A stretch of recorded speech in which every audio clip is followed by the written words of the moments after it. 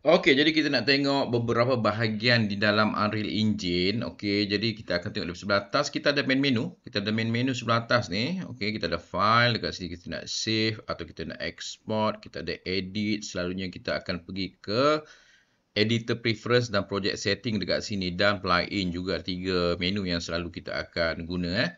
So, kita akan ada dekat menu Windows. Dekat sini kita akan selalunya tukar layout dekat sini.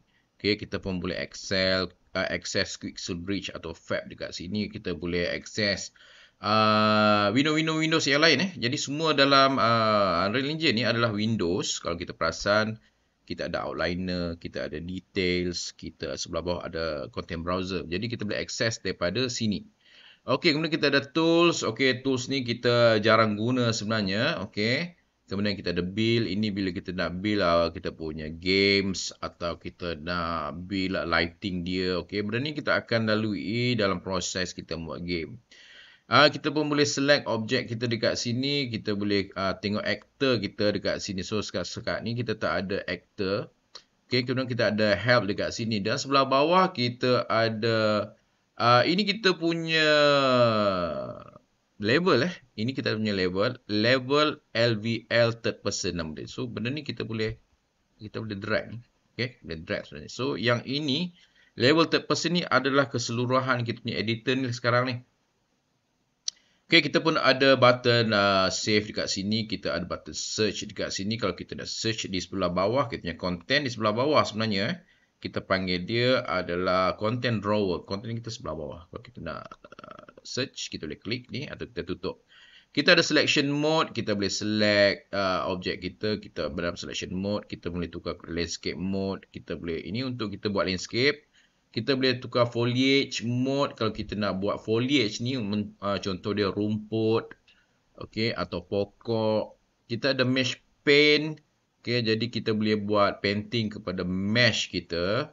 Kita pun ada modeling. Jadi kita boleh buat modeling di dalam Unreal Engine juga. Okay. Kita ada fracture. Ini kita nak buat objek kita bila pecah. Okay. Meletup atau pecah. Okay. Basically pecah lah fracture ni. Hancur kena hantam ke kan. Okey, kemudian kita ada brush editing. Jadi kat sini kita pun boleh buat brush untuk editing kita punya scene. Kita boleh paint dia. Kemudian kita ada animation. Jadi animation kita boleh gunakan editor ni lah. Okey. So kita balik kepada selection. Kita dalam selection mode. Okey, sebelah kanan kita ada object creation. Okey, kita ada set content, get content kita daripada import content daripada luar. Kita boleh guna Quixel Bridge, kita boleh guna access daripada Fabs atau content browser ni sebelah bawah ni Kemudian kita boleh create actor. Kat sini kata place actor. Dalam actor kita ada basic actor. Ini semua adalah actor, character, pawn, light system, point light, player, trigger. Ini adalah actor. Kemudian kita ada lampu. Cara kita nak buat lampu. Ini kalau kita nak buat cinematic ni adalah kamera kita. Kita ada beberapa jenis kamera. Kita ada shape. Ini adalah 3D model. Kita punya basic shape dekat sini. Atau kita panggil dia static mesh. Kita ada visual production, ini media plate, visual effect. Kat sinilah kita punya effect untuk kita punya basically kita punya environment environment kat sini. Kita buat ada geometry, beza geometry dengan basic shape shape kita ada, kemudian kita ada geometry dekat sini. Okey. Volume ni adalah kita punya, kita panggil dia isi padu ruang yang ada isi padu, kita gunakan volume. Okey. Kemudian dekat sebelah menu yang button seterusnya adalah kita punya blueprint. Okey, ini adalah icon kepada blueprint. Ini untuk kita buat code atau visual code atau programming. Kemudian kita ada ini sequence. Bila kita nak buat animation, kita akan pergi ke bahagian sequence dekat sini. Kemudian kita ada button ni lah yang kita boleh klik play tadi, dan kita pun boleh simulate this active level. Kita boleh simulate tanpa play. Okay, kita boleh simulate tanpa play. Kemudian kita boleh tukar kita punya mode play kita, sama ada kita nak play dekat selector viewport atau kita nak play dekat new viewport. Okay, contohnya macam ni lah. Kita boleh play dekat viewport asing. Okay, kita stop. Kemudian kita ada standalone game. Okey, standalone game mobile. Okey, ini nanti kita akan tengok di masa akan datang. Alright. Kemudian kita ada platform. Platform kita basically adalah Windows. Okey, sebab kita tak install yang tvOS, Mac, Linux, iOS, Android, kita tak install, sebab tu kita tengok ada tanda-tanda macam ni. Kita cuma ada Windows, kemudian kalau kita nak package game kita, kita pergi dekat sini. Okey, ini bila kita buat package nanti, baru kita tengok macam mana penggunaan kita punya platform ni lah. Okey, dan sebelah bawah kita basically kita ada transform kita ada rotate. Jadi kita tengok dekat sini kita punya shortcut adalah QWER. Okey.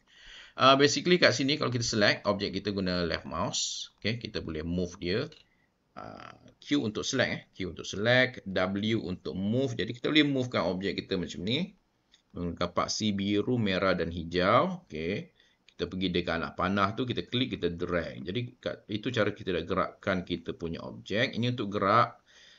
Kemudian kita ada E untuk kita rotate. Kita ada paksi rotate. Kita paksi rotate macam ni.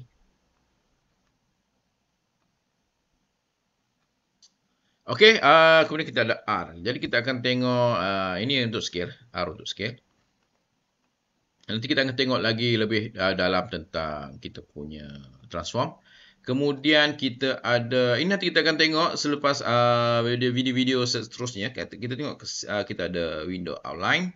Window outline ni akan listkan semua objek yang ada di dalam kita punya viewport dekat tengah-tengah ni. Ini semua, jadi bila saya select ni, inilah dia. Bila select ni, ini dia SM Cube. Jenis dia adalah static mesh actor nama dia.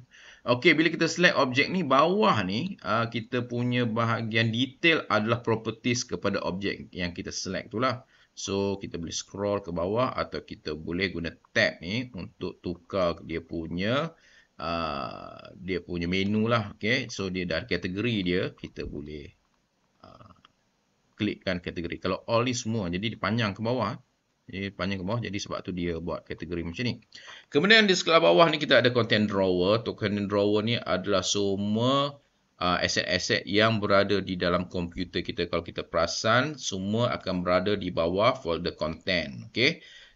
Jadi semua yang kita import akan berada di bawah content. Jadi kat sini kita ada character folder, input, level, prototyping, third person. Ini datang daripada template yang kita create mula-mula tu. Okey, jadi cara kita nak dock layout in layout, kita boleh dock kita punya layout. Kalau tak, kita akan sentiasa tutup macam ni. Buka tutup macam ni. Kalau kita tak nak, kita boleh dock layout.